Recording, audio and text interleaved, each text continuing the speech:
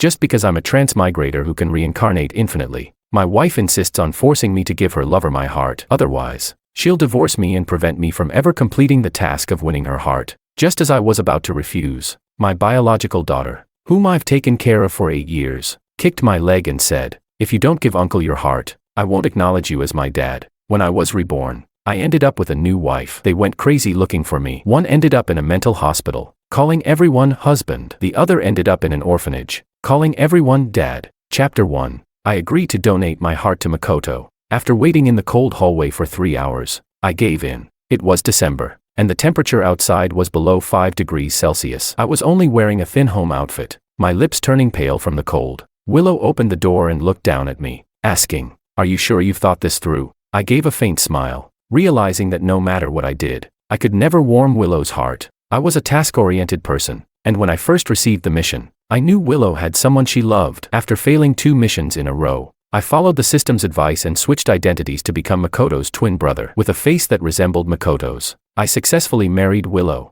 8 years of marriage, and I stayed by Willow's side without fail. Eventually, her affection for me reached 99%. I thought I had succeeded, until Makoto returned to the country and needed heart surgery. "Willow wanted my heart," she said indifferently. "I know you're an outsider. You won't really die before the task is complete. It's just a heart. When this body dies, you can change identities and return to my side." At that moment, everything clicked. Why her affection was stuck at 99%, and how the last 1% was always out of reach. She was using this to threaten me. When I refused, Willow's affection dropped by a point. In the end, she honestly said, "Why bother? Even if you don't agree, you can't leave me. You have the system's mission. Until it's complete, you will have to keep pleasing me. If you just agree obediently, I'll feel sorry for you, and your affection will increase. Why not be smarter about this? Be smarter." I laughed through my tears. Willow was indeed very smart. With an IQ of 153, she became a top heart surgeon at a young age. So, even in love, she measured everything in numbers, controlling everything like an experiment, using the slightest hope to force me to compromise time and time again. At that moment, I understood. Willow didn't dislike me. She was just too cold-blooded,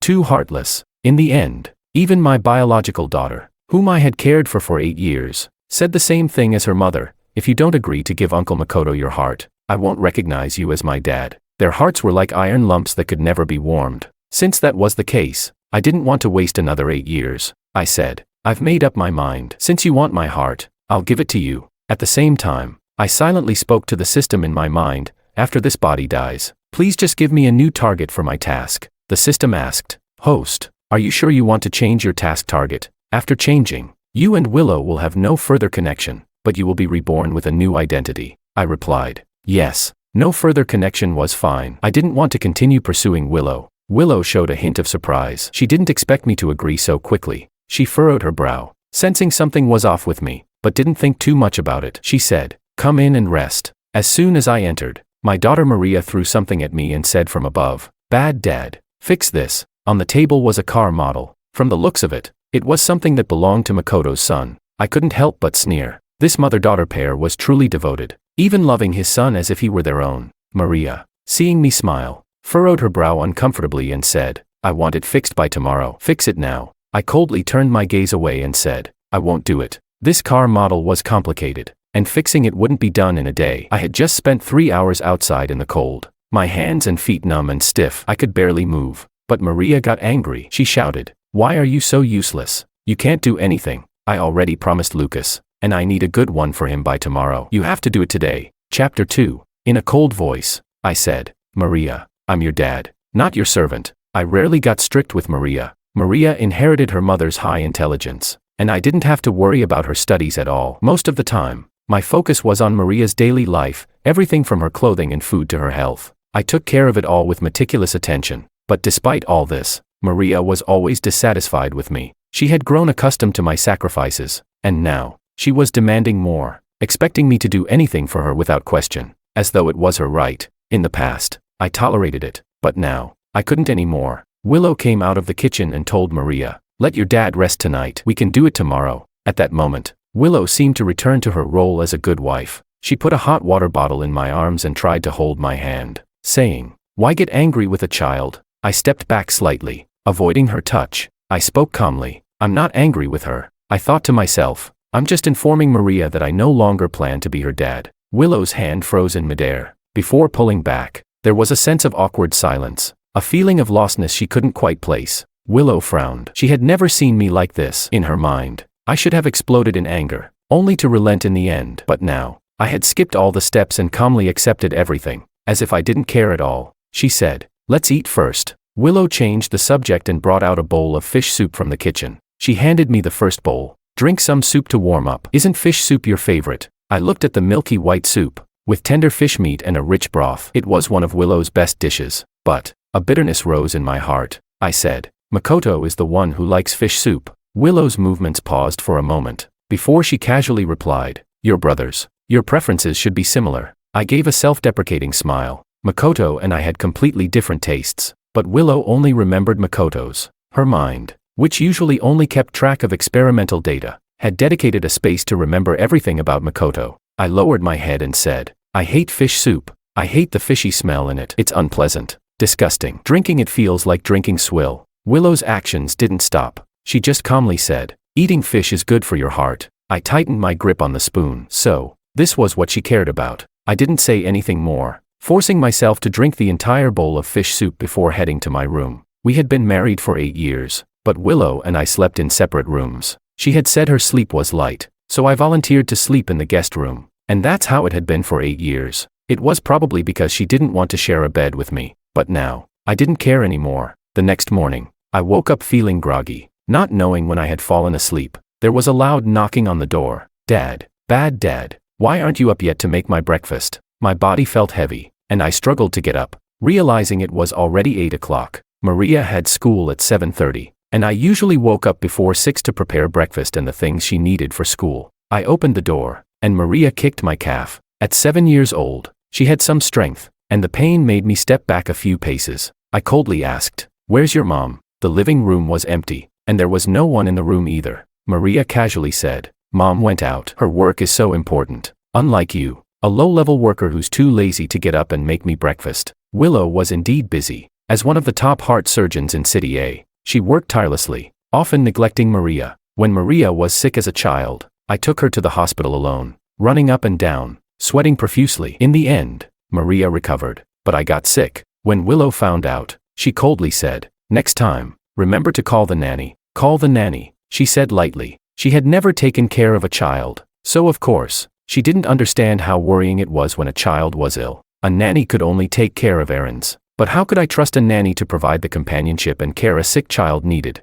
Willow didn't understand this. She only blamed me for not handling things well. Now, Maria felt the same. She said, "Uncle Makoto is right. You're just a lazy, useless man, not a good dad at all." Children speak without thinking, but their words hurt the most. I looked at her, this child I had raised with my own hands. She used to hug my neck when she was little, calling me dad and swearing she would be my little cotton-padded jacket for life. But now, this was what she had become. I laughed bitterly. "Maria, can't you see I'm sick?" Maria then noticed the pallor on my face. She frowned, her expression as cold as Willow's, with no concern, only displeasure. She said, "So stupid. Why did you have to get sick at this time? A person who can't even manage their health doesn't deserve to be my dad." With that, Maria turned and left with her backpack. I stood at the door, my head spinning, slowly leaning against the door frame and crouching down. The door slammed shut. I stood there, bitterly thinking, soon, I won't be your dad anymore. Chapter 3. I hastily swallowed 2 cold medicine pills and put on a mask before heading out. The winter in December was truly cold. I took a taxi to the building where my company was located. The employees in my team were already waiting for me. One of them said, "Mr. Wang, you're finally here. The final design for the Wang degree collection hasn't been decided yet. We're waiting for your approval." I took the design draft from the assistant. I am an art student. After graduation, I worked as a designer for a clothing company, and a few years later, I started my own clothing brand. Although my company isn't exactly huge, it's the result of all my hard work. I pay particular attention to the quality of design drafts. But this time, some of the drafts were very poorly done. I frowned and said, "How did the company hire interns with such low standards?" The assistant looked uncomfortable, hesitated for a moment, and said, "Well, these are from your brother, Makoto." No wonder. 3 months ago, Makoto returned to China after divorcing his wife and bringing his son with him. Unable to find a suitable job, my parents asked me to give Makoto a director position at my company. Makoto's skill level, he couldn't even meet the standards of an intern, let alone a director. Naturally, I refused. But I couldn't fight off the pressure from the family. They kept pushing and even came to the company to cause trouble. In the end, I gave in and arranged for him to have a designer position. Who would have thought he would submit something like this?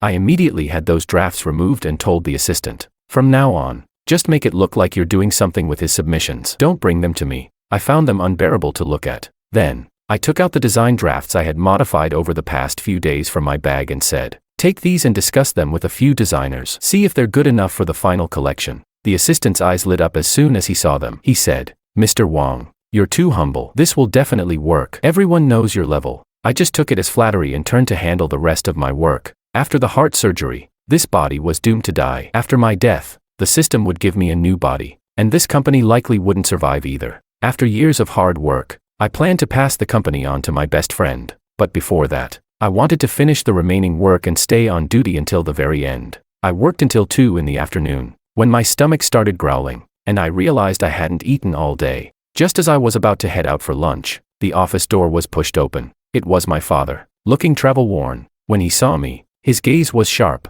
and he said, "You're really here." With that, he walked over quickly and gave a short, decisive order. "Come with me to the hospital." I didn't move. This man was my biological father, the one who had personally kicked me out of the Wong family. Both Makoto and I were sons of the Wong family, but my parents only cared about Makoto. In their hearts, Makoto was the obedient, sensible son, while I was the treacherous villain. So, when Makoto falsely accused me of stealing, no matter how I protested, it was useless. Even when Makoto set me up and ruined my reputation, dragging the Wong family down with me, they never suspected him. They blamed everything on me. Back then, it was he who personally stood in front of countless media cameras and declared, "The Wong family only has one son, and that's Makoto. George has been expelled from the Wong family, and everything he says and does is not related to the Wong family." Everyone laughed at me as the abandoned family member, and now, he stood in front of me again. He said, "Makoto's condition has worsened. You need to go give him a blood transfusion." The office fell deathly silent. I wanted to ask, after 7 years, how he could still stand here so boldly and say those words. I asked, "What does his life or death have to do with me?" My father's face turned ashen. He replied, "He's your real brother." I bitterly smiled and said, "Did you forget? 7 years ago, you kicked me out of the Wong family. I have no family left, no brother." His face froze. The words he had said years ago had finally come back to haunt him like a boomerang. The man who had always been proud now lowered his head and pleaded, "The doctors say Makoto's heart function is very poor, and he's anemic. Only a blood transfusion can keep him alive. We still haven't found a heart donor. You must come with me and donate your blood." Looking at him, I felt an even greater bitterness rise in my chest. I had never seen my father beg like this before. Makoto truly was the apple of his eye, and it wasn't just him, was it? Willow and Maria, didn't they treat Makoto as their belief as well? I smiled bitterly and said, "Fine, I'll agree, but I have one condition. I want all the shares of the Wong family that Makoto holds." My father's eyes turned cold. He said, "George, don't get greedy." I replied, "That's my condition. If you don't agree, then fine." After a long silence, my father finally gave in. He dragged me to the hospital without allowing me any time to rest. I felt faint from hunger after a whole day without food, without any time to recuperate. My father pulled me straight to the blood donation room. The nurse saw my pale face and kindly asked, "Are you experiencing low blood sugar? Do you need to rest or have something to eat?" But my father impatiently urged, "Hurry up." This private hospital was one my father had invested in, and his word was law here. The nurse, frightened, didn't dare to delay and quickly prepared the blood collection equipment. As soon as the needle was inserted, I felt dizzy. A severe cold, coupled with a whole day without food and the low blood sugar, caused me to struggle to breathe. My head uncontrollably tilted to the side. The nurse was horrified and cried out, "We can't continue. If we draw more, something will happen." My father's face turned dark.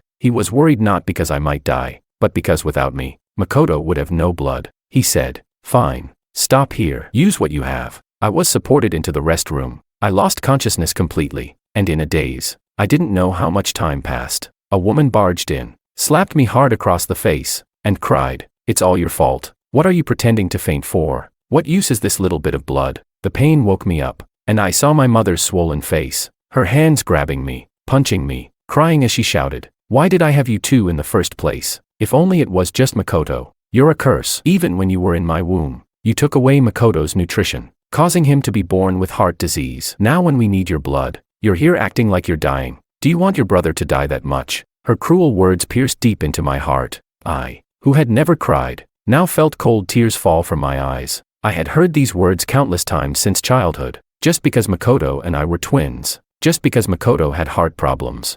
Everything was my fault. I took the life resources that should have belonged to him. No one in the family loved me. My wife and daughter hated me. From the moment I was born, I carried the original sin. Chapter 4. Slaps landed on my face one after another until a hand stopped them. It was my father who intervened and blocked my mother. Seeing Willow, my father was also surprised and asked, "Why are you here?" Willow replied, "I heard that Makoto's condition is worsening, so I came to check on him. Don't worry too much. I've already found a heart donor for him, and he will recover soon." My mother, who had been crying just moments ago, immediately stopped. She asked, "Really? Where did the heart come from? Is Makoto really going to be okay?" Willow reassured her again, "I have some other resources. I'll personally perform the surgery, and Makoto will definitely be fine." Upon hearing that Willow would personally conduct the surgery, my heart trembled. Then, a bitter laugh followed. After my mother left, Willow, sensing the intense heat in my body, helped me to the hospital room. She thoughtfully prepared a blanket and hot water. I lay on the bed, and Willow took my temperature. When she saw the thermometer reading 41 degrees Celsius, she frowned and said, "You have a fever. Why didn't you call me?" I curled up and sarcastically replied, "The brilliant director Lu, the master healer, probably didn't expect that staying in a corridor with a temperature of under 5 degrees Celsius for 3 hours could make someone sick. It wasn't that she didn't care. It was that she didn't care about me. The only thing she was ever concerned about was the heart inside my body." Willow paused, then seemed to feel guilty and murmured, "I'm sorry." Her voice was so soft I thought I might have imagined it. She sat beside the bed and took my burning hand, whispering, "I'm sorry. I promise that after this, I'll be with you, and we'll live together properly. Whatever conditions you want, I'll meet them. I'll love you properly." But I didn't look at her. I silently withdrew my hand. After an entire night of 4 drips, I began to feel better the next day. Willow didn't return to her hospital job but stayed by my side, bringing over some medicine. The medicine was bitter, and I frowned as I swallowed it. Willow placed a glass of orange juice in front of me. I asked, "How long will it take for me to recover?" Willow answered, "Generally, a regular cold takes about 7 days to heal. You have a high fever, so it might take around 10 days.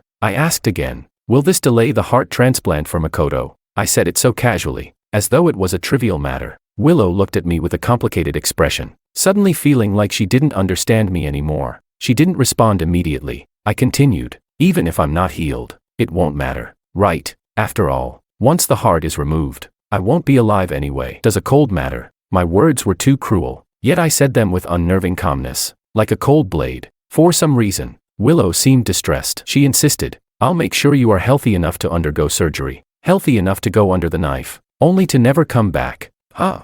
I didn't understand her insistence. Outside the room, my father entered, holding a stock transfer agreement. He threw the file heavily onto my face and coldly said, "As you wished. All of Makoto's shares now belong to you." This document included both mine and Makoto's shares, totaling 20%. It was enough to secure a seat in the boardroom. I was satisfied and signed it. Once everyone left, I called my lawyer and said, "I'd like to arrange my inheritance." My lawyer, accompanied by my friend Kevin, came in. Upon seeing my pale, gaunt appearance, Kevin's anger flared. He cursed, "Bastards, how could they treat you like this? I'm going to make them pay." I stopped him. During my time trying to win Willow's heart, I didn't encounter many good people, but Kevin was an exception. He always stood by my side, no matter what I faced. He was the first one to offer help. Kevin was also, apart from Willow, the second person to know about the system I was using. At this point, I explained to Kevin that I was planning to change my target. He said, "So, you're finally going to get rid of Willow, that scumbag?" I nodded. Kevin stood up excitedly. "That's great. The system is finally doing something useful. You should have dumped Willow earlier. Let her suffer." I couldn't help but laugh at him, then turned to the lawyer and said, "I want to leave all of my shares in Wong Corp, the company, and some cash to Kevin. The rest, I want to donate to children in the mountains." The lawyer wasn't surprised by this but still asked according to protocol, "And what about your family?" I answered, "Not a penny for them." Kevin's eyes reddened as he said, "I'll hold on to everything for you for now. When you return with your new identity, I'll give everything back. You must come back." I nodded. Just then, Willow walked in and asked, "What do you mean by come back?" Her gaze was sharp. I wasn't sure how much she had overheard, so I hurriedly explained. I told Kevin that when I recover, I'll be traveling abroad for a while, and he asked me to bring something back for him. Willow didn't show much expression but scrutinized me for a moment before returning to her usual demeanor. She said, "Don't forget to go for the checkup later." I sighed in relief. Willow personally took me for the checkup. I knew this checkup was to see if my heart met the requirements for donation.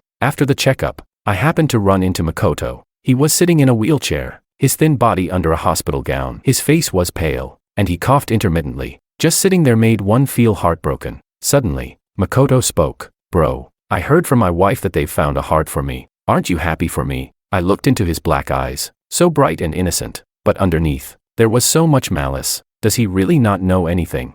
I replied, happy. I smiled and said with a touch of sincerity, I'm very happy. Seeing no reaction from him, Makoto seemed somewhat dissatisfied. He raised his hand casually and said, that's great. You've always had a bias against me. I thought you didn't want me to have the surgery. The ring on his middle finger was very conspicuous, matching the one Willow wore on her wrist. I didn't pretend not to see it. My gaze locked onto the ring, and Makoto quickly took it off, saying, sorry, this is a gift I got for my wife when I went back to China. It doesn't mean anything. My finger swelled up because of the illness, so I wore it on my middle finger. You won't hold it against me, will you? Chapter 5. As Makoto suddenly began to cough violently, Willow came out of the examination room and saw the scene. She quickly rushed over, shielding Makoto behind her, and yelled at me. What did you do to Makoto? He's a patient. Why are you making things difficult for him? I looked at her, whose emotions were fluctuating so wildly, and gave a self-deprecating smile. It turned out that even the calmest and most rational people can lose control sometimes. All because of Makoto's little cough. She didn't even bother to ask the context, instinctively placing me in the role of the aggressor. This was my wife, the person I once loved so much. My heart felt like it was being tightly squeezed by something suffocating. Makoto continued to cough and said, Sis-in-law, please don't be angry. My brother didn't do anything. He just mentioned the ring on my hand. Don't blame him for that. Willow's face darkened further, and she said, the transplant date has already been set. Your little tricks won't change anything. I won't let anything interfere with Makoto's surgery. She thought I was intentionally provoking Makoto's condition because I didn't want to donate my heart, but I didn't explain. There was no point in explaining. Willow would never listen to anything else. I just silently turned around and returned to the hospital room, closing the door behind me. Now, the only thing accompanying me was my design sketches. I loved drawing and designing, and my greatest wish these years had been to see the clothes I designed on the runway, even just once. Luckily, I received an invitation for next year's fashion show. Unfortunately, I probably wouldn't live until then, so I wanted to finish my sketches before the surgery, at least to fulfill my wish. As I made some adjustments to the designs, the medication began to take effect, and I started to feel drowsy. I casually placed the sketchbook by the side of my bed and fell into a deep sleep. When I woke up, I heard rustling sounds beside me and saw a little boy holding a pencil, scribbling all over my design sketches. The carefully completed designs were now completely ruined. I immediately sat up, grabbed the boy's hand, and scolded, "What are you doing?" The boy was startled and looked up. It was a face that resembled Makoto's by about 70%. It was Makoto's son, Lucas. He shouted angrily, "You bad person. You made my daddy feel worse. I'm going to punish you for him." "Bad person," Lucas cried out, his voice sharp like nails scraping against glass. I looked at my ruined work, my blood boiling. I couldn't care less about whether it was a child or not. I yelled sharply, "Who told you to touch my sketchbook? Didn't your parents teach you that you shouldn't touch other people's things?" Lucas cried louder, shouting, "Help! The bad person is going to hit me. Help! Aunt Lou! Help! Grandpa! Help!" Within moments, my father and Willow burst into the room, pushing me aside. They were both strong, and I was thrown back hard against the headboard of the bed. My head struck with a sharp pain, and my vision blurred. Maria, upon seeing Lucas with tear-streaked cheeks and red wrists, immediately turned and punched me twice. She yelled, "Bad dad, why did you hurt Lucas?" Lucas cried uncontrollably, his voice choked with sobs. Lucas saw that this uncle was sleeping, so he wanted to cover him with a blanket. Lucas didn't know what he did wrong, but the uncle was going to hit him. Lucas was so scared. Lucas almost got beaten to death. Hearing this, my father flew into a rage. "George, do you have any sense of decency left? How could you lay your hands on a child?" I didn't say anything. I lowered my head and felt the sticky blood at my hairline. My father didn't notice it at all and scolded me furiously. "Is this what I taught you? Why would you lay hands on a child?" My face turned pale. I looked up and asked, "If I say I didn't do it, would you believe me? Would you believe me?" Chapter 6. Willow's voice was cold as she said, "George, stop lying all the time. Everyone can see what's happening." It was as if she was reminding me that this wasn't the time to argue but to apologize properly. I let out a low laugh. I looked at the child who was still crying and occasionally sneaking glances at us. I said, "Fine, I hit him. After all, no one would believe me anyway." My father, furious, raised his hand. Willow quickly stopped him. I knew she was just worried about my heart being harmed. Once the surgery date was set, I couldn't afford to have any setbacks. Willow pushed my enraged father out of the room, and only she, Maria, and I remained. Her face was cold as she said, "It's just a few pieces of paper. Why are you overreacting? Is it really that serious?" My body froze. A few pieces of paper. That was my work, my effort, the thing I loved. To Willow, it was just a few pieces of paper. Suddenly, I felt a sharp sting of ridicule. I had never realized just how insignificant I was in their eyes. I clutched my chest, feeling a deep, physical pain. It was true, being heartbroken to the extreme could really hurt. Willow's face changed slightly when she saw my distress. She quickly helped me sit up and asked, "What's wrong? Don't get worked up, just breathe. It's nothing. Really, if it bothers you that much, we won't mention it again. Just breathe. I told you to breathe." I couldn't take it anymore. I pushed her away violently and shouted, "Get out, all of you. Just leave." Willow, not daring to provoke me further, turned and left. Her face was grim. That night, after my emotions had somewhat settled, Willow returned with the news. She said, "The surgery is scheduled for 10 days from now." I didn't react. Willow continued, "Originally, I wanted to wait until you got better, but you've been so uncooperative. At this rate, it will only get worse. 10 days from now is the best option." I still only nodded quietly, as if I had accepted everything. Willow's expression softened, and after a brief silence, she said, "I'll be performing the surgery myself. After the anesthesia is administered, you won't feel any pain." I could hear the rare tenderness in her voice. I looked up at her with a pale, frail face and asked, "Should I thank you?" Willow couldn't answer. I was already so thin, my cheeks sunken, and my lips pale, lying in bed, with the last bit of resistance in my eyes. I asked, "Willow, have you ever considered that I might actually die after the surgery?" Willow froze. She stood motionless for a moment, feeling a flicker of panic for the first time. But quickly, Willow regained her composure, and with rationality, she said, "It's already been confirmed. Until the task is completed, you won't really die. So stop trying to trick me with these words." The little bit of resistance I had in my eyes faded completely, turning dull and gray. This was my final effort. "Willow, there is no one in this world who will knowingly let their heart be trampled on, yet foolishly continue to give it away. At least, not me. From now on, I will completely disappear from your life."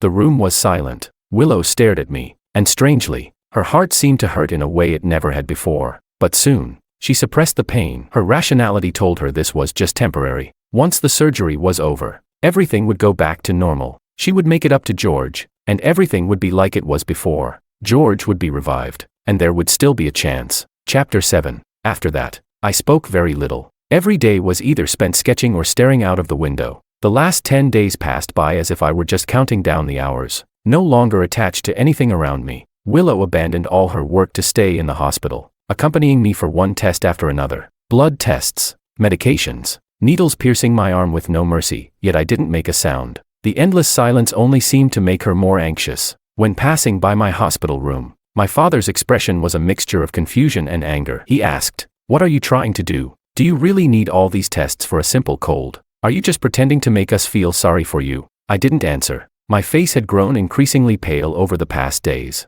and my body had lost much of its weight. My gaze never once turned toward him. A surge of unspoken anger rose within my father. He said, "You've always been different from your brother. You're scheming, manipulative. Doing these things will only make us hate you more. The sensible thing would be to leave the hospital and disappear from our sight." As he spoke, my father pushed me roughly. Already weak and frail, I lost my balance and fell, scattering the reports from my arms across the floor. My father was startled. He said, "What are you pretending for? I barely nudged you, and now you're trying to get sympathy from your own father." I didn't explain. I gritted my teeth to endure the pain, bending down to pick up the scattered papers. They were all my test results. My father glanced at them, casually picking up one of the papers. He asked, "Why are you doing a heart ultrasound?" He was about to continue looking at the other papers when Makoto's voice came from behind. "Dad." He was in a wheelchair, looking weak, and he grabbed my father's sleeve. "Dad, don't be mad at my brother. He just wants you to care about him more. You've spent so much time with me, so of course my brother is upset. Let him be. I'm fine." As he spoke, Makoto suddenly clutched his chest, gasping for air. Seeing this, my father immediately dropped the papers he was holding. "Poor kid, you're like this, and your brother still doesn't help but pretends to be sick. Why are you defending him? And if it weren't for him, would you even be born with this illness?" A picture of paternal affection, the image of a perfect family, but my heart was already numb to it. Behind me, Willow emerged from the report room. When she saw what had happened, her face changed drastically. She rushed forward, picking up the reports, and without a word, dragged me back to my room. As soon as we entered, a stack of reports was thrown at me. Willow's tone was grim as she asked, "Is this intentional? Did you drop the reports in front of Makoto on purpose, hoping he'd see the contents and feel guilty enough to refuse the surgery? George, how can you be so malicious?" Her cold words hit me like a hammer to the heart. I looked down, giving a bitter smile. "If you say so, then it must be true." After all, it didn't matter what I said. Whenever it came to Makoto, Willow lost all rationality. My family, my lover, even my daughter, everyone only trusted Makoto. No matter how much I explained, it would all be in vain. I silently returned to my bed and asked, "Do you need anything else?" Willow was silent for a moment. Then her gaze fell on the nightstand, on the sketchbook Lucas had destroyed. She said, "Before Makoto's surgery, he has one last wish, to appear at the fashion show as a designer. You're supposed to participate next year, right? Why not give him your spot?" Chapter 8. I looked up in surprise. I asked, "Do you know this is also my dream? How long I've worked for this, and now you want me to give my spot to him? I can't agree to that." Willow furrowed her brows again. She said, "It's just one spot. What's the big deal? Makoto isn't like you. He's afraid of the surgery. He just wants to fulfill a small wish before going under the knife. As his older brother, can't you at least satisfy this one request?" My fists clenched. How could she say this so lightly? As if all my efforts didn't matter. If Makoto wanted something, everything had to be given to him. I said, "I've already agreed to give him my heart. Now, does he want to take my life's work too?" Willow's heart shook. Outside, I heard Makoto's choked sobs. He said, "If you don't agree, I won't have the surgery. The surgery is so dangerous. What if I don't come out of it? I just want to fulfill a small wish. If you can't even grant that, I'd rather just die." My father quickly shook his head. "Silly child, how can you say such things? I promise you, I promise you." After saying this, my father quickly walked over to me and ordered, "This spot will go to your brother." His tone was final, not open for discussion. I refused to back down. "The organizers invited me. This is my hard work." My father's face immediately darkened. He shouted, "Makoto is your brother. Can't you stop being so selfish? Are you trying to kill him on purpose and enjoy it?" I stood my ground. "Fine, fine." My father said "fine" several times in a row before pulling out his phone. He said in front of me, "Don't listen."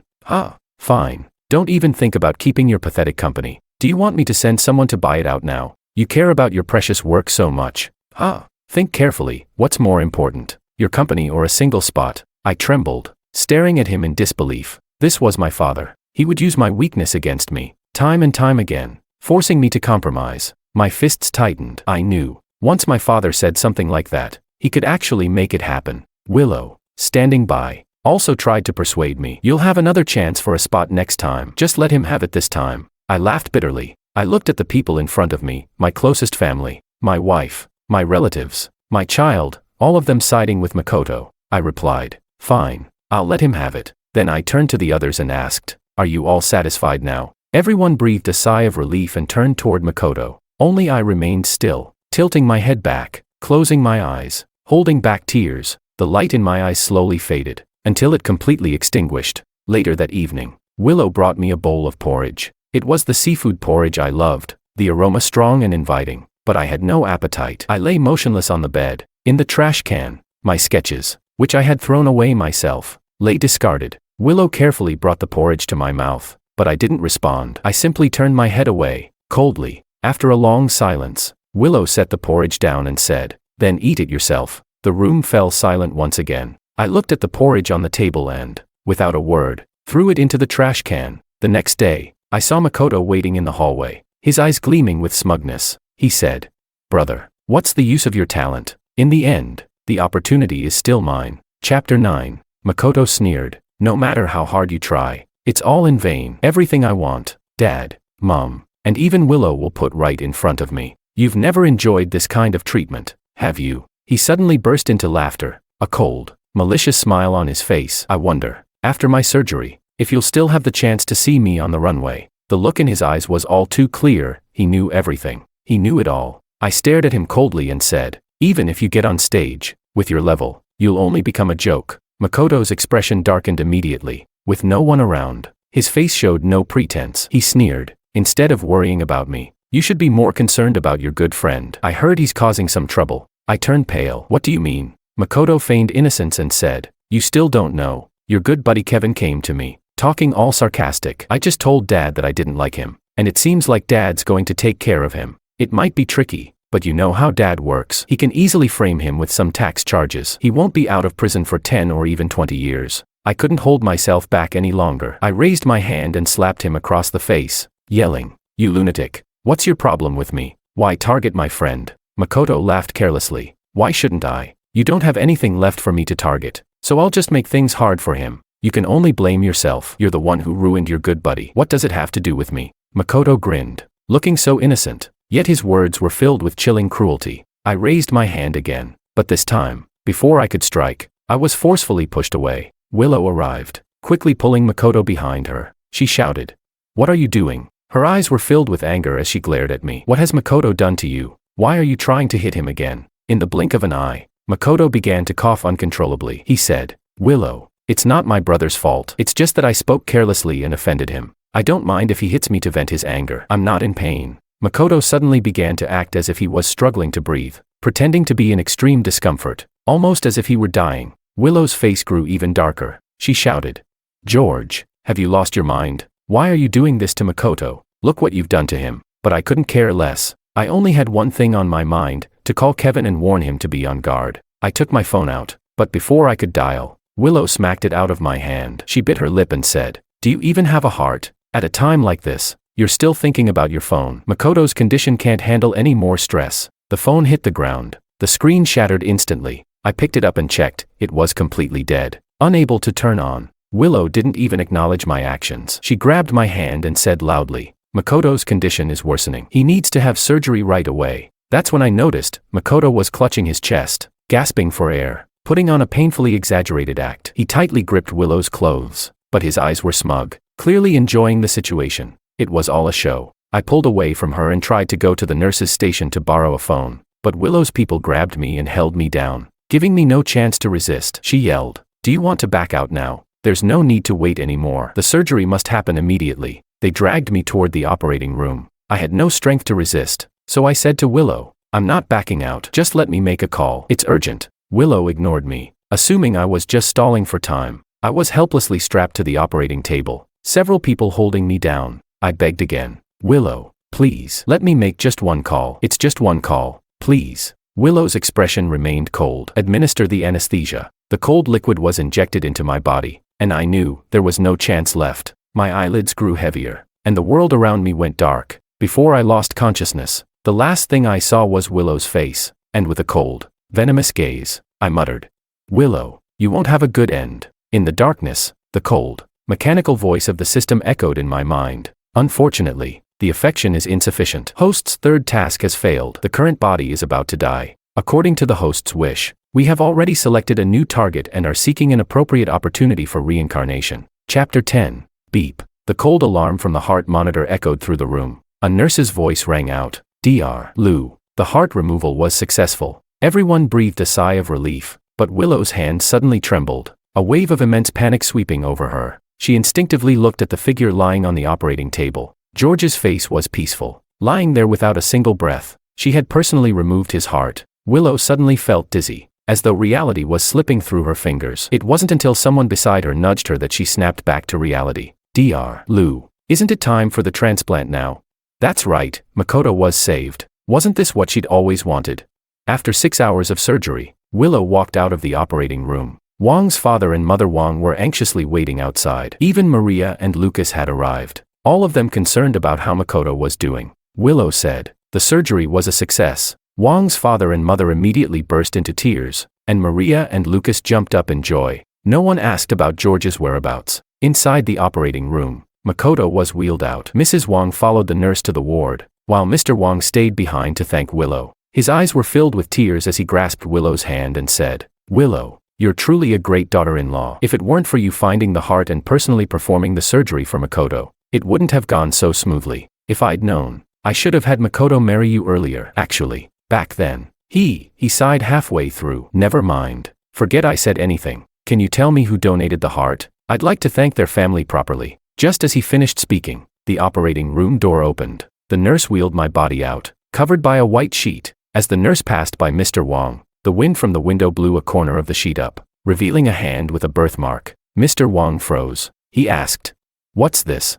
He recognized the birthmark. It was George's. Without thinking, he instinctively followed. Willow quickly intervened, blocking his view and saying, "Organ donation is anonymous. It's a rule. Please don't inquire, Uncle Wong." Mr. Wong didn't think too much about it. Perhaps it was just a coincidence. In the hallway, Willow took over the nurse's duties and personally wheeled George's body to the morgue. In the cold morgue, she lifted the white sheet and looked at George's pale face. A gory wound marked his chest, though she knew it wasn't true death. Seeing George lying cold and motionless in the morgue, Willow's heart still twisted as if she had truly lost him. A wave of delayed sorrow washed over her. Willow held his hand, trying to comfort herself as she whispered, "It's okay. You'll come back. You love me so much. You'll definitely come back. Even if you don't want to come back, the system won't let you leave before the task is finished." She lowered her head, resting her forehead against George's cold one, and softly promised, "When you come back, we'll live a good life together, okay?"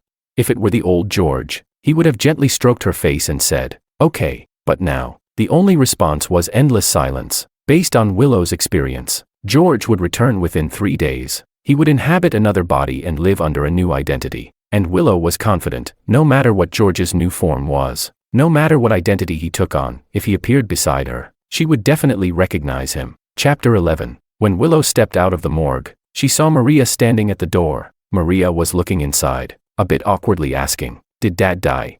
Willow replied, "He'll be back in a few days." Maria didn't say anything further and entered the morgue, pulling back the white sheet. Though she had prepared herself, she still paled, her eyes turning red, and without a word, she turned and ran out of the room. In Makoto's hospital room, he was slowly waking up from anesthesia. He touched his chest, looking somewhat confused, and asked, "Am I just like a normal person now?" Willow nodded. Makoto immediately shed tears of gratitude, looking at Mr. and Mrs. Wong and saying, "Mom, Dad, Willow, thank you so much." A happy atmosphere filled the room. Makoto wiped his eyes and suddenly brought up, "Where's George? My illness is cured, and I'm sure George would be happy. I want to tell him." Willow's face changed slightly. Mr. Wong snorted disdainfully and said, "Who knows where he's gone? Ever since you went into surgery, he hasn't shown up." He didn't even care about his own brother. A hint of realization flashed across Makoto's eyes. Still, he was uneasy and asked Willow, "Willow, is my brother angry with me?" Willow didn't know how to respond. No matter how she explained it, George was gone, his identity had died. She didn't answer but instead tried to comfort him. "Just rest, okay?" And then she left the room. That evening, Mr. Wong went outside for a smoke. He saw a nurse cleaning the neighboring room, which was empty. Unable to resist, he asked, "Where did the person in there go?" The nurse shook her head. "I don't know. I'm just here to clean." "Are you a family member? There's a piece of paper left on the bed. You can take it." The nurse handed him a piece of paper. Mr. Wong took it and saw that it was a compatibility test form. The results showed that George's heart was a perfect match for Makoto's. In the cold night, his hand trembled as he held the cigarette. He mumbled, "What is this?"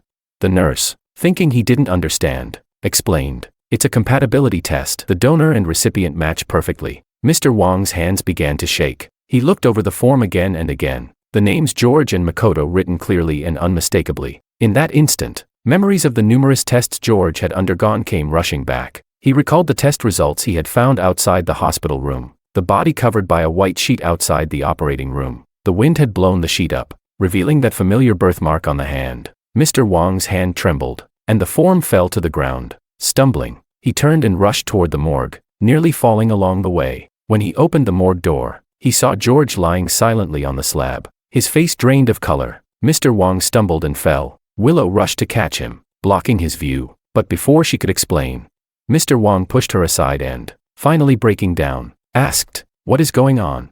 Willow remained silent. He demanded, "You said you found a heart source. Was it George's heart? What have you done?" Willow explained. Makoto's condition was dire, and the heart was hard to come by. Mr. Wong shouted, "So you just let George die, no matter what? He's my son, and he's your husband." Willow looked up at Mr. Wong and replied, "This was the only way to save Makoto. If you were the one who had to choose, would you have made a different decision?"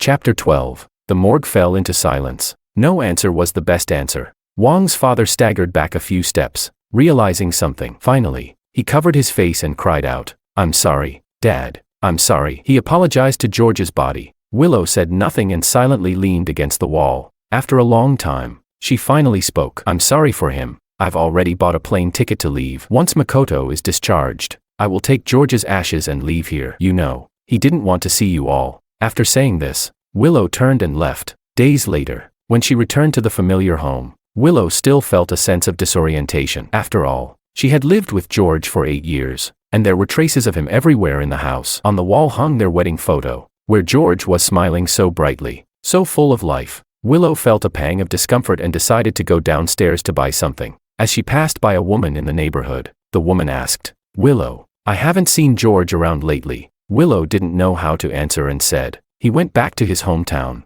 "Why did he go back?" "He told me last time that you were staying up too late and not taking care of yourself, and that I should bring you a free-range hen from the village to make soup for you. I brought the chicken back." "Did he forget?" "It's fine. You can take it." Willow looked at the chicken the woman handed her, suddenly feeling a mix of emotions. "Thank you," she said. She went upstairs in silence. The large house was eerily quiet. She wasn't a talkative person and had always been used to silence at home, but George would always talk to her about everyday things. Most of the time, she found it annoying, but now that the sound had disappeared, she realized how silence could become a kind of torture. In a daze, the door opened. Willow instinctively stood up and said, "George, you're back." But as soon as the words left her mouth, she froze. At the door stood Maria, who frowned and threw her school bag on the ground. "Mom, I'm hungry." Willow, not in the mood to cook, took out her phone to order takeout. After eating a bite of the takeout, Maria put her chopsticks down and said, "This tastes awful. Why is Dad still not back?" Willow knew Maria was picky, but she hadn't expected her to be this particular. "Tomorrow, I'll have the nanny come over to cook. You'll have to eat this tonight." Maria didn't touch her food again, turning and returning to her room. The next morning, Maria slept until noon, and instinctively yelled, "Dad, why didn't you wake me up?" Only when the words left her mouth did she remember that George wasn't there anymore. Maria suddenly fell silent. She took a bite of the dumplings made by the nanny but immediately spat them out. "I want to eat Dad's cooking. This doesn't taste like what he made." The living room fell into silence. Willow didn't speak, and Maria also seemed to understand, stopping her complaints. After a long while, Maria's eyes turned red. She asked, "Mom, when is Dad coming back? Didn't you say he would come back in a few days?" "Yes, 3 days." According to Willow's experience, George would reappear after 3 days. Chapter 13. Tomorrow would be the 3rd day after George's surgery, so they only had to wait 1 more day. Willow comforted her daughter. "It's almost time." As the day approached, Willow felt no joy, but instead began to feel uneasy. During these 3 days, she had been more acutely aware than anyone else of George's absence, and there was nothing she could do. She could only wait passively. Finally, the 3rd day arrived. She had stayed awake until midnight, and with no desire to sleep, she put on some clothes and went out. She had no particular destination, just hoping to run into someone, maybe even George. But from midnight to the early hours of the morning, she walked around her neighborhood and all the places George usually went, but didn't see anyone who resembled him. Her anxiety grew bigger and bigger. It wasn't supposed to be like this. In the past, George had quickly returned after changing identities, and as long as he reappeared, no matter what his new look was, Willow could always recognize him instantly. The sun rose, and Willow, exhausted, finally made her way to the hospital. Makoto had recovered very well. His face had regained color, and he could walk now. When he saw Willow, his eyes filled with joy. "Willow, are you here to see me?" Willow, distracted, looked around the hospital. There were many people, and she was trying to spot George among them. Suddenly, a man who resembled George appeared in her line of sight. Willow instinctively stood up, but before she could approach, Makoto grabbed her sleeve, looking hurt. "Willow, why are you ignoring me?" Willow quickly shook him off and shouted, "George!" She rushed toward the man, grabbing his hand, but the stranger, startled, pulled away and asked, "Who are you?" It felt like cold water had been poured over her head. It wasn't George. Willow stood frozen in place, watching the men walk away, constantly questioning, "Where is George? Why hasn't he shown up?" Nearby, Wang's mother hurried over, disapproving. "Willow, what's wrong with you? Makoto just had surgery, and you're acting like this. Do you want him to have an accident?" Makoto immediately defended Willow. "Mom, it's not Willow's fault. She's just worried about my brother. I don't know where my brother went." Wang's mother's face darkened. "Who knows where he went? He hasn't even shown up to care about you since your surgery. It's better if he just stays away." Her words sent Willow into a rage. Her eyes turned red, and she shouted, "Shut up." Wang's mother was startled. It was the first time she had seen Willow like this, and she asked, "Did I say something wrong? Since Makoto's surgery, where has George been? He's just a selfish, cold-hearted person. I should have never had him. It would be better if he never appeared again." Willow's face grew even darker. She clenched her fists and whispered, No, he will definitely come back. The expression in her eyes frightened Wang's mother, who didn't understand what was happening. When they returned home, Maria immediately asked anxiously, "Has Dad come back?" Willow ignored her and went straight into the room. Entering George's room, Willow finally noticed that the framed photo that used to sit on the bedside table was now just an empty frame. The only photo of them together had been torn apart, the pieces lying in the trash can. It was George who had torn it before leaving. Willow suddenly trembled, as if she understood something. She squatted down and took out all the pieces, her hands shaking as she tried to piece them back together. But no matter how hard she tried, she couldn't put it back to the way it was before. Chapter 14. In the pitch-black night, Willow lay on the floor of George's room, her mind in a daze as if she could see him again. In the afterlife, the system was playing Willow's image before me. The system asked, "Do you want to go back and see?" I hesitated, then appeared by Willow's side in the form of a soul. As if sensing something, Willow looked around. She asked, "George, is it you? Have you come back?" I didn't respond. In fact, even if I spoke now, Willow wouldn't be able to hear me. I just looked at her, somewhat confused, not understanding why she was reacting so strongly. I thought that after my death, Willow would at most feel a little lost. With Makoto around, she should quickly forget everything and stay by Makoto's side. But in these 3 days, she had spent very little time with Makoto. The system asked, "Host, her favorability towards you has reached 100%. As long as you appear in front of her, the task will be completed immediately. Do you want to change the target?" In the darkness, Willow whispered, "I regret it." She gave a self-mocking laugh, her voice choking as she said, "I regret it. I really regret it. Please come back." All she received in return was silence. After a long while, I spoke. Change. I could no longer trust Willow. Moreover, the hurt I'd experienced wouldn't disappear, and the pain in my heart wouldn't fade. Why should Willow be forgiven? A flash of white light appeared, and I knew that my new life was about to begin. I closed my eyes without a shred of attachment. It wasn't until the next day that Willow woke up, disoriented and devastated. Maria, with red eyes, sat in the living room and asked, "Has Daddy not come back yet?" No matter how mature, she was still just a 7-year-old child. From indifference at the start, to anger, and then to sorrow, Maria choked as she asked, "Does Daddy not want me? Does he not want Mommy anymore?" Willow's heart felt as if it had been cruelly twisted. She whispered, "No, that's not true," but her voice was so low, so weak, and so lacking in conviction. At the hospital, Willow went to the morgue again, as it was the only place she could hold on to something. But when she entered, she found it empty. Willow went mad, shouting, "Where is he? Where did George go?" The young nurse, scared out of her wits, trembled as she said, "He's been taken away. They said they're taking him to the crematorium. Just moved him." Willow suddenly went berserk and ran out. Makoto came over, trying to grab her, but was knocked down to the floor in the process.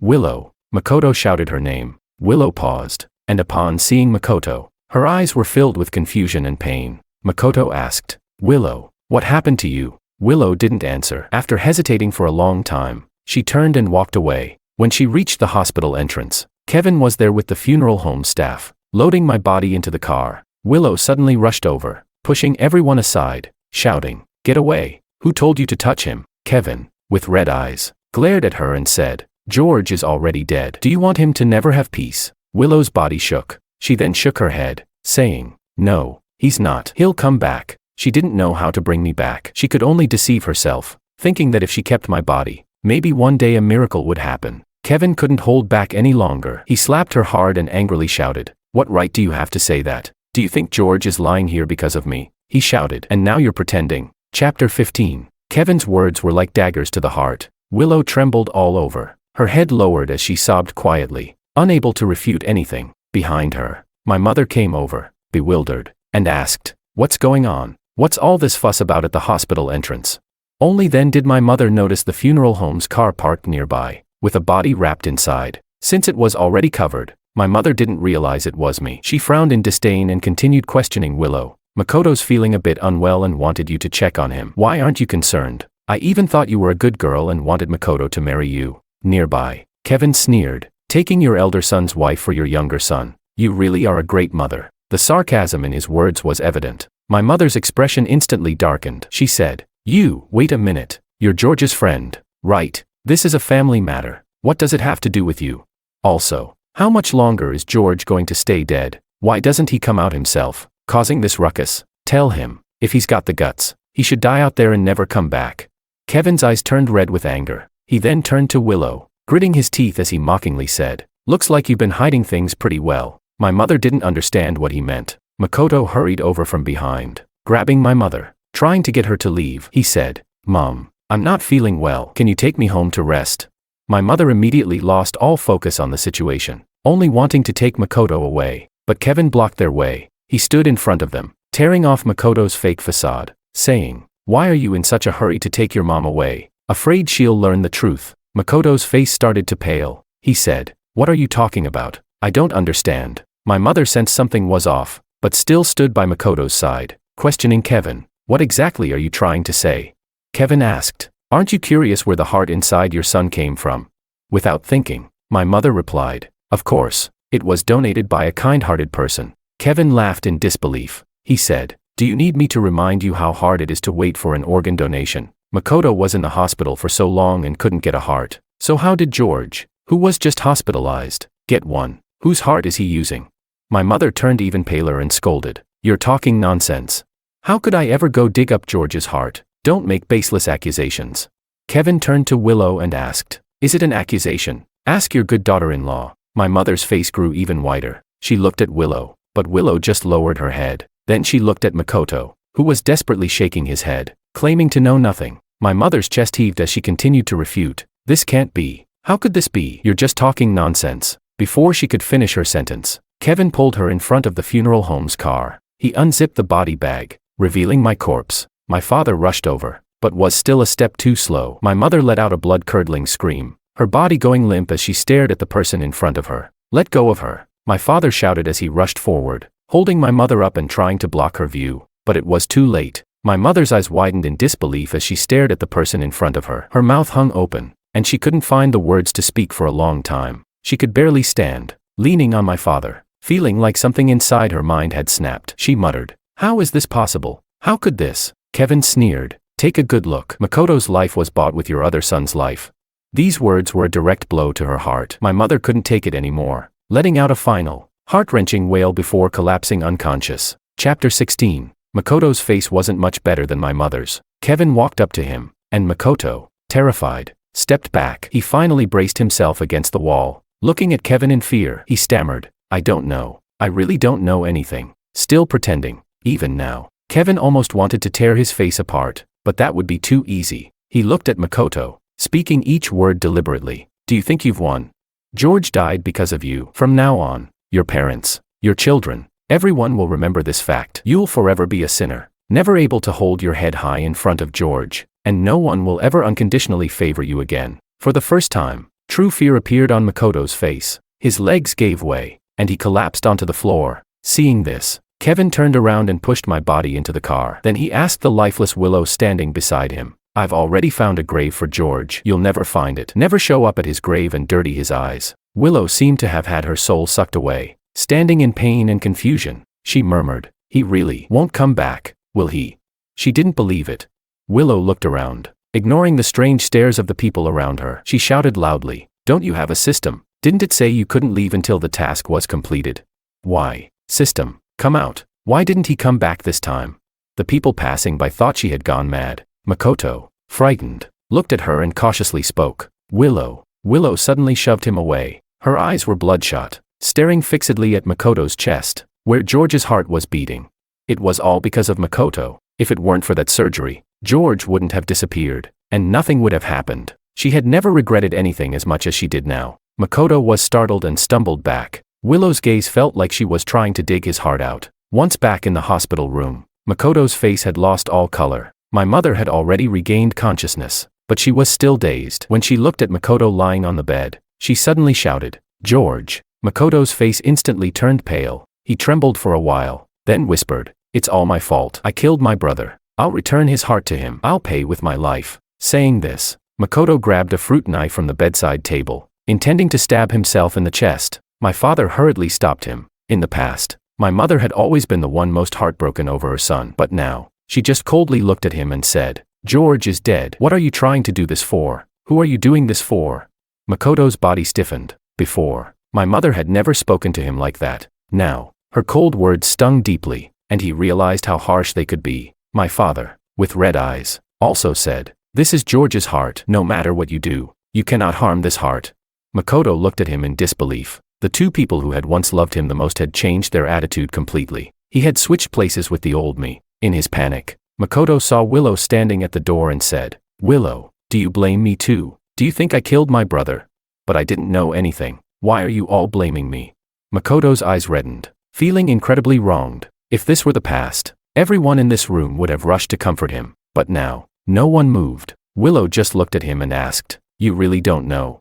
Chapter 17. Makoto was completely abandoned by everyone. My mother no longer had the heart to stay by Makoto's side in the hospital. She spent her days in a daze, and the next day, she was sent home. My father also couldn't focus on caring for Makoto anymore and made an excuse to return to the company. Willow's mental state was deteriorating too. She didn't believe I was dead. She spent all her time trying every possible way to find me, searching for the system, desperate for an explanation. It wasn't until her friend could no longer stand it that they went out for drinks to ease her mind. While crossing a street, they happened to spot a man standing under a street lamp, and every move he made was just like mine. Willow suddenly jumped to her feet, rushing toward the door without thinking. Cars zoomed past the street, and Willow was only saved when her friend grabbed her in time. But when she looked again, the figure was gone. Panicked, Willow didn't stop to think about whether what she had seen was real or just an illusion. She dashed across the street in search of the man. At that moment, I had already become David. I had switched to a younger body and was waiting for my new target in a cafe. This target was also the person I was supposed to marry in this life. The system had told me that this task would be easy, almost like a compensation. But just before the person arrived,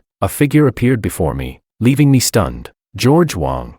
Willow had chased me all the way to this cafe. Seeing me sitting by the window, the longing and emotions she had been holding back came flooding out as she threw herself at me. I froze, then quickly reacted, pushing Willow away. "I'm sorry, but I don't know you." Since I had switched bodies, I hadn't seen Willow, nor had I intentionally kept up with any news about her, so I didn't know how much she had changed. Now looking so worn out, once meticulous and almost obsessive about cleanliness, now she reeked of alcohol. With deep circles under her eyes and tears streaming down her red face, the look she gave me was one of someone seeing a long-lost treasure. I stepped back, surprised. I hadn't expected Willow to be so devastated by my departure. Wasn't she supposed to be happy? She had the chance to be with Makoto now. I couldn't understand, nor did I want to dwell on it. I quickly regained my composure and calmly said, "Miss, I think you've mistaken me. My surname is Jean, not Wong." Looking into my unfamiliar eyes, Willow stood there, stunned. How could this be? She couldn't have mistaken me. From across the glass, she had seen the way I sat, how I drank my coffee, even the small movements I made. Everything was identical to George. How could I not be George?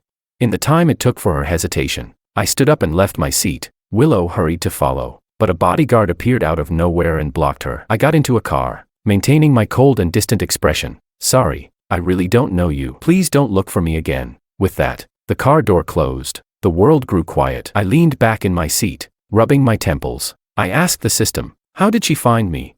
The system replied, "She's been looking for you, going to crowded places to increase the chances of a reunion." It was just a coincidence. I was speechless, then sighed. If it were before, I would have been overjoyed knowing how much Willow cared for me. Now, I only felt that this belated affection was nothing but hollow. Willow only regretted now, but it was too late. Chapter 18. When I returned to the Jean household, as soon as I entered the door, I saw my mother rushing over, worried. "My dear son, I heard from the bodyguard that you encountered a crazy person today. Are you all right? Was it scary? Did they hurt you?" She looked me over carefully, her expression full of concern. Only when she was sure I was fine did she pat her chest and say, "That really scared me. How can there still be mad people wandering around in broad daylight?" Looking at my mother, who was so concerned about me, warmth filled my heart. The system had indeed given me a good family. My parents loved me, and I had two sisters who doted on me. Even the woman I was supposed to marry was someone I had known since childhood, Anna, the marriage partner arranged by the system. Everything was so happy. Remembering our interrupted meeting earlier, I spoke up, "But I didn't get to meet Anna today." She immediately said, "No rush, no rush. I'm very close with Lee's mother. I've already invited them over for dinner, so you'll get to meet her tonight." I smiled. In the systems and her words, Anna was a good person. It seemed this task wouldn't be too difficult. On the other side, Willow, disappointed, returned home and mobilized all her resources to find David. Soon, Mr. Wong gave a reply. He said, "Willow, this person is David Jean, the young master of the Jean family. Why are you looking for him?"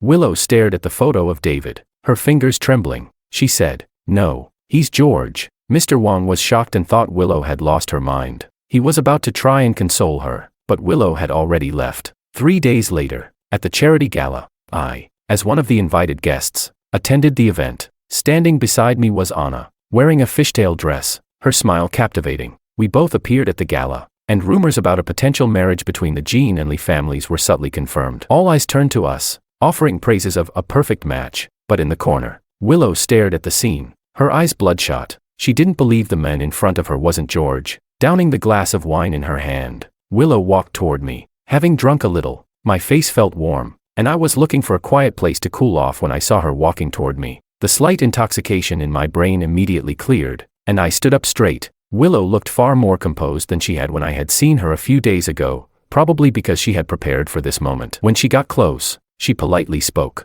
"Mr. Jean." I nodded slightly in return. Willow's eyes remained fixed on me as she said, "Mr. Jean looks very much like someone I used to know." The evening breeze cleared my head, and I asked, "Who?"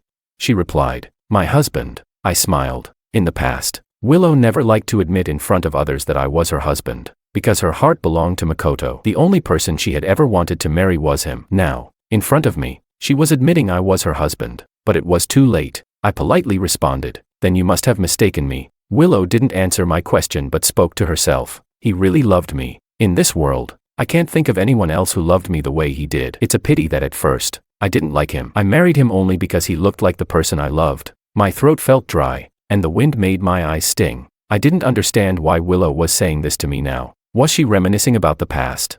She continued, "But eventually, I really fell in love with him." Chapter 19. Until now, Willow stared at the men before her and finally stopped lying to herself. She said, "At first, I treated him as a substitute, but I really fell in love with him. I can tell the difference between him and others. When I look at him, I no longer see him as someone else." I was speechless. So, what Willow said now was something I had never felt in the past 8 years. Had she ever cared about me?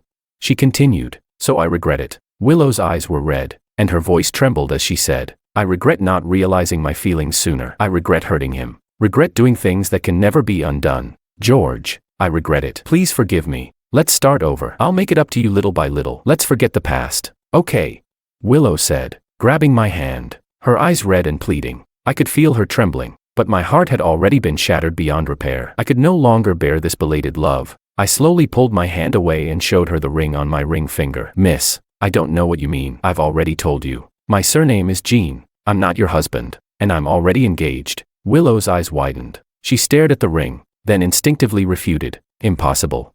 I asked, "Why is it impossible?"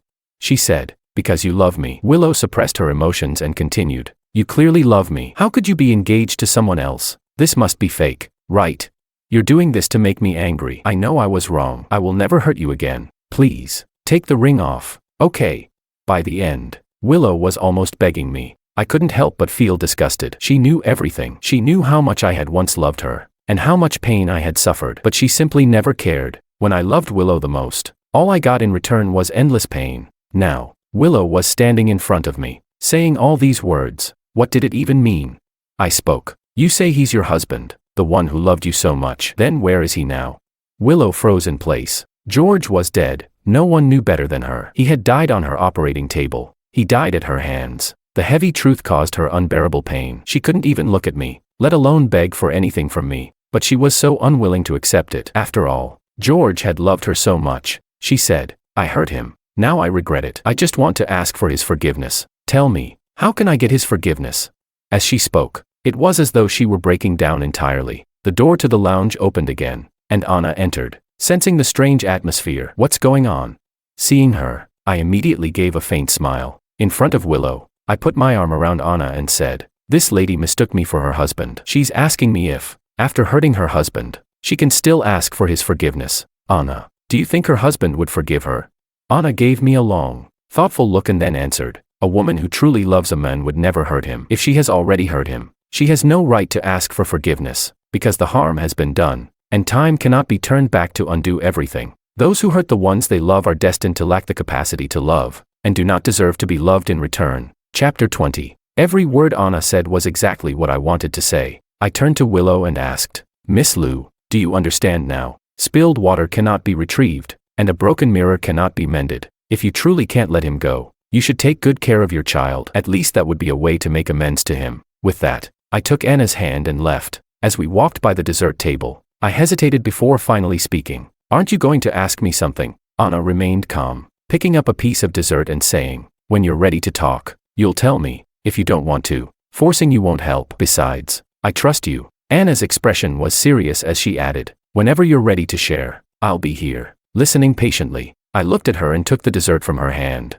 It was all my favorite flavors. Suddenly, I spoke up. Anna, will you marry me? The wedding date was set quickly. I took another step towards a new life. Meanwhile, the Wang family was filled with a heavy atmosphere. Makoto had been discharged from the hospital, but he wasn't happy. The home was shrouded in a sense of oppression. Wang's mother would often sit and stare blankly at George's photo. One day, she went into George's old room again and started cleaning the few belongings he had left behind. George had very little in the Wang household. When the Wang family had kicked him out, George had packed most of his things. The rest were thrown away, and whatever was left behind was shoved into the storage room. After George's death, Wang's mother retrieved his things from the storage room and placed them back in his old room. She even ordered custom bedding and decorations that George had used, redecorating the room to look just like it did when he was living there, as if he were still around. Makoto saw this and felt a mixture of grievance and frustration. Why should George receive all the love only after he was gone? He approached the doorway and spoke hoarsely. Mom, come downstairs and eat something. Wang's mother, however, coldly responded, I'm not eating. Makoto ran over, knelt down, and looked at her, pleading, Mom, all of it is my fault. Please don't hurt yourself. I owe George, but you need to eat. Wang's mother suddenly pushed him away and slapped him hard across the face. She shouted, it's your fault. Her voice broke as she screamed at Makoto, if it weren't for you, George would still be alive. Still be alive. My George. Makoto collapsed to the ground, unable to believe what was happening. He covered his face, shocked. Wang's mother had never slapped him before. Now, she was hitting him for George. Makoto could no longer control himself and furiously questioned, what does this have to do with me? I wasn't the one who performed the surgery. I wasn't the one who came up with the idea. Didn't you say that my heart disease was caused by him in the first place? So, he gave me his heart. What's wrong with that? Wasn't I your most beloved child? Why are you hitting and cursing me over such a worthless person? Wang's mother's face turned red with fury, and she gasped for breath. Just then, Wang's father, who had just returned home, heard the commotion. He rushed in and helped Wang's mother up, kicking Makoto away as he shouted, you bastard. We really spoiled you. No matter how bad George was, he was still your biological brother. He gave his life for you, and you have the nerve to say such things.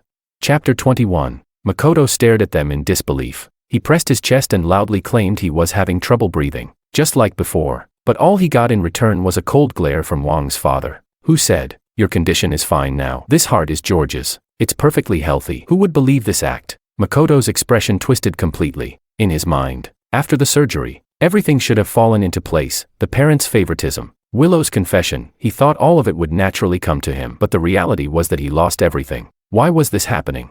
Makoto clenched his fists in frustration, unwilling to accept it. Meanwhile, news of the Jean Lee family's engagement quickly spread through their circles. When Willow heard the news, her eyes went red with anger and sorrow. A woman who usually avoided drinking was now getting drunk at a bar, lying on the floor, murmuring my name and whispering apologies. The warm, happy home she once had was now empty, just a desolate echo. On the day of the engagement, Anna and I appeared side by side, receiving everyone's well wishes. I made my rounds, toasting with guests. After a few rounds, I started to feel worn out, so I turned to Anna, excusing myself and heading to the lounge. As soon as I stepped into the lounge, a figure lunged at me. Dad. It was Maria. At that moment, she was completely different from the aloof, cold girl I used to know. Her eyes were red, and she clung to my coat, as though terrified I might disappear. She said, Dad, don't you want me anymore? Seeing Maria, my heart instinctively tightened. She was my child, after all. I sighed and took out a tissue to wipe her tears, then adjusted her disheveled clothes. I looked at Willow and asked, is this how you take care of her? Her shoes were dirty, her clothes out of season, and her hair looked like it hadn't been washed in days. Most concerning was that she looked so much thinner. Willow seemed pleased that I finally acknowledged my identity, smiling as she said, I'm so useless. I can't do these things right. Maria has always been taken care of by you. She can't live without you. I silently looked at her. I had already guessed Willow's intention in bringing Maria to see me. She was simply trying to use the child to bind me to her, but I had already made up my mind to let go of everything from the past. I gently looked at Maria and said, you're a smart girl, and you're very capable. Even without your father, you'll be just fine. Maria immediately began crying, choking out, No, I don't want that. Aren't you my dad? Why don't you want to take care of me? Why don't you want me? Is it because I didn't listen to you? I know I was wrong. I'll listen from now on. Please don't leave me. Don't leave Mom. She was still just 7 years old. Losing her father was undoubtedly painful for her. I gently stroked her hair. Then I turned to Willow and said, "You shouldn't have brought her here. This would only hurt Maria more." Willow, with nothing but me in her eyes, whispered, "Even if you can't forgive me, even if you hate me for the rest of your life, please don't leave me." I knew that if I didn't clear things up once and for all, Willow would never give up. I spoke softly. "Willow, you're just not used to it. We've been living together for 8 years. It's normal to feel lost at first, but time will heal everything. Makoto is still waiting for you." She snapped. "No, it's not like that." Suddenly, Willow became emotionally agitated, shouting, "I love you. I only understand now. I can't live without you." I looked at her with a bitter smile and said, "Then why did you hurt me over and over again back then?" Chapter 22. You know, I don't want anything from you. I just want you to like me. Willow, you said you've liked me for a long time, and I believe that. But your affection is too shallow. You always keep your feelings for me at 99%, always dangling that 1% over me. I said each word clearly. I'm a person, too. I can feel pain and exhaustion. Why do you think I'll keep giving unconditionally? Willow shook her head in agony, suddenly collapsing on her knees, trembling as she begged. "It's not like that. I'm just afraid. I'm afraid you only stay with me because of the system. I'm afraid that once the affection reaches 100%, you'll leave. I can't lose you. I just can't lose you." The painful memories of the past seemed to drown me once again. I pushed Willow away and shook my head. "But what's done is done. Willow, you've already hurt me so deeply. Don't bother me anymore. I just wanted to start a new life." Seeing the pain on my face, Willow looked as if she had been struck by a heavy blow. She collapsed on the floor in despair, exhausted and defeated.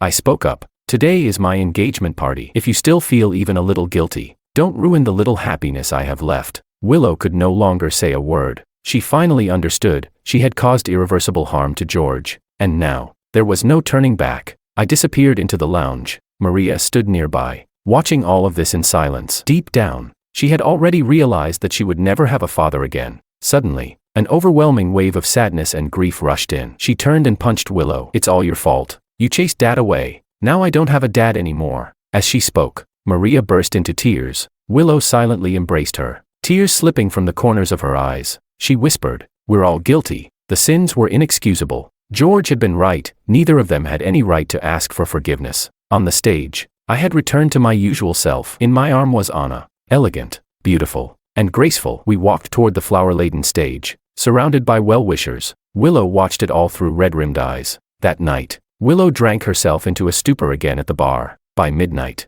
as she came to, her pain intensified. Groggy, she hailed a cab to the hospital, to the very place where she had once performed George's surgery. She lay down on the cold operating table. The chill was bone-deep. The scenes from that day replayed vividly in her mind. George had been strapped to this table, anesthetized. How cold must he have been? Tears fell as Willow curled up, a pain settling in her chest. She fell asleep, just like that, until the next morning. When Willow awoke, she heard Makoto's voice outside. "Crazy. Everyone's gone crazy. Just because of a George. They're all against me. What did I do wrong? The heart is Willow's fault. Why blame me? I thought she liked me, and I even thought about being with her. But now she's coming to blame me. My parents are crazy too. They used to hate George, that piece of trash. But now that he's dead, I've become the villain." He was coming in for a follow-up, and the frustration of the past few days led him to find a secluded corridor to vent to a friend on the phone. Every word was heard clearly by Willow in the operating room. Chapter 23. The voice on the other end of the phone sounded nonchalant. "All right, stop pretending. You've got a healthy body now. Isn't that more valuable than anything else? Tell me the truth. Before the surgery, you really didn't know it was your brother's heart?" Willow's heart suddenly tightened. Makoto sneered and said, "I'm not an idiot. There was no donor heart before. Then suddenly one appeared. You don't need to be a genius to figure it out. I just pretended not to know. Otherwise, how could I keep up my image?" Makoto continued. "His life was worthless, and it was already owed to me. The heart being given to me was only right. This whole situation is just annoying." Willow couldn't hold back any longer and rushed out of the operating room. Makoto was startled. Seeing her, his first instinct was to run, but he was grabbed by Willow, who demanded, "What did you just say?" Makoto turned pale, and stammered, "Nothing." "Willow, you must have misunderstood." Willow's face darkened, her voice trembling with anger as she bit her lip. "You knew from the beginning. You knew I was going to take George's heart and give it to you. You knew everything." Makoto's face drained of color, but he still pretended to be clueless. I don't know what you're talking about. Willow saw right through his act and shouted in rage. It was all a lie. You pretended to like me, pretended to be weak. You've been deceiving all of us. I actually hurt George because of you. I'm so stupid. Willow laughed bitterly, as if she had realized a massive joke at her own expense. Makoto, realizing the situation was turning against him, quickly fled the hospital.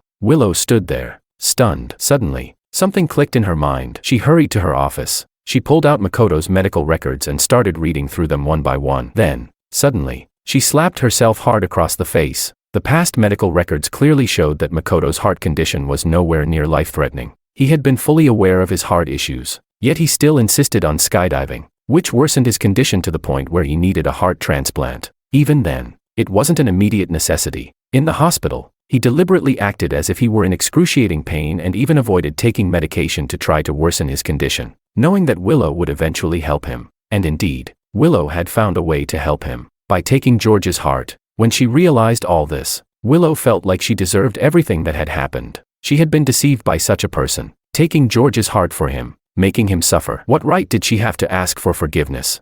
Now, she had lost everything, the one who loved her, the one she loved, all because of Makoto. What right did he have to use George's heart?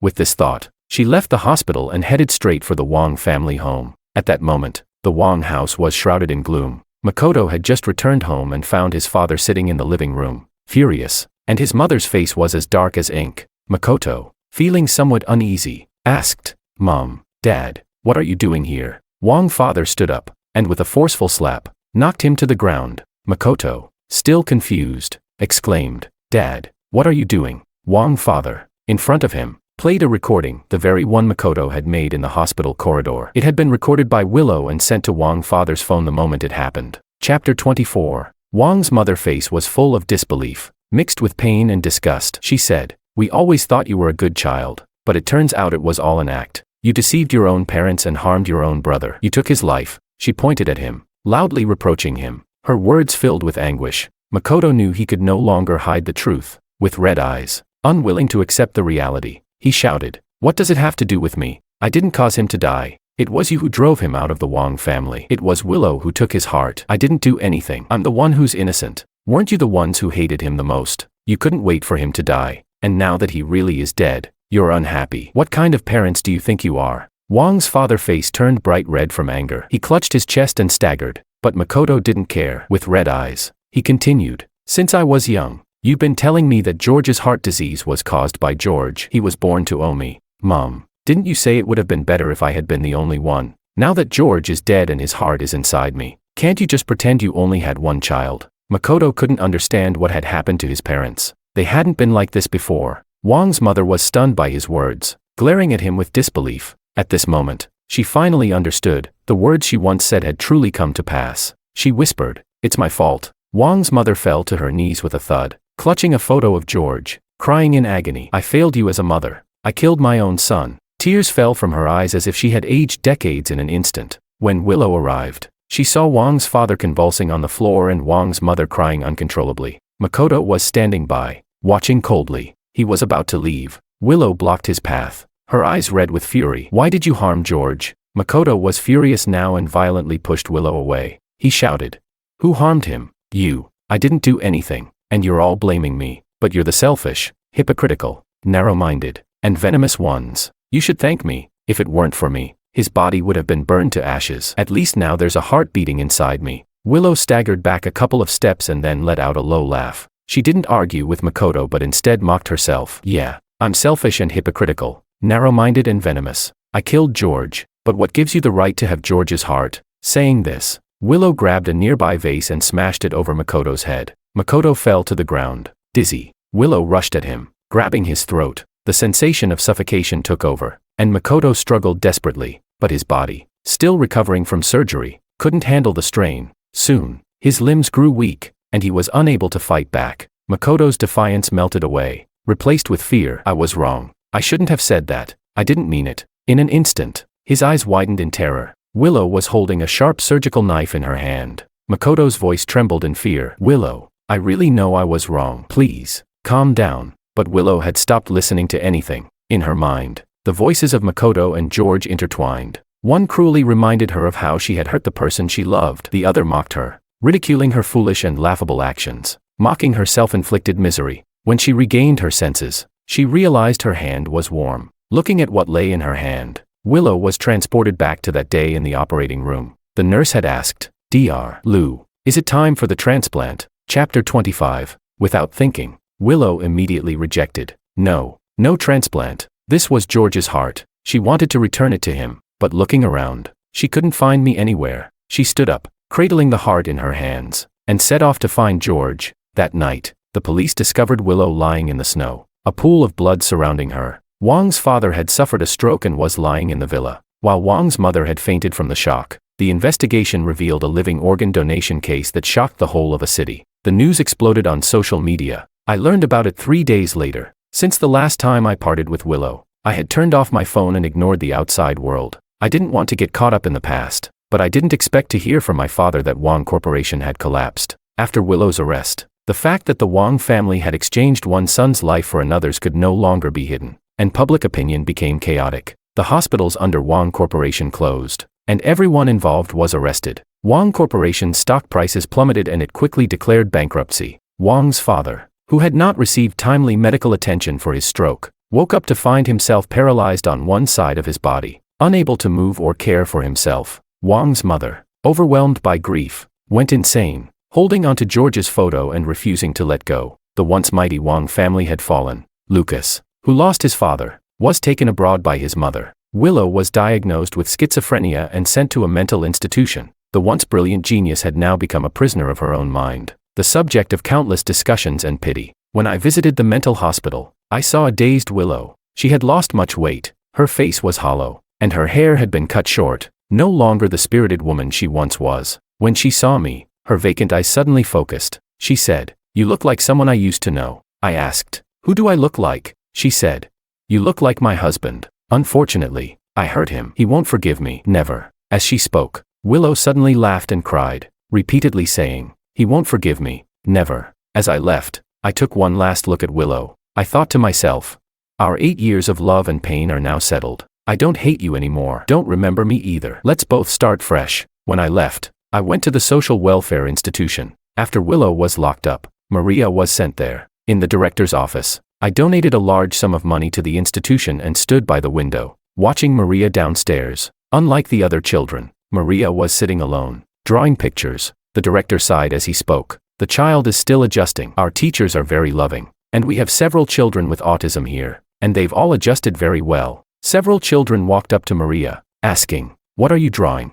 Can we draw with you?" Maria used to not like playing with others, but now, she hesitated and nodded. I watched her for a long time before saying, "From now on, Gene Corporation will make annual donations to the Welfare Institute. I'll also come to check on this child from time to time. Please take good care of her." The director agreed repeatedly. As I was leaving, the director asked, "Aren't you going to see the child?" I thought for a moment and shook my head. It's better to leave the past behind. Seeing that Maria was doing well here, I was at ease. For the future, let's both look ahead. From now on, live your life well.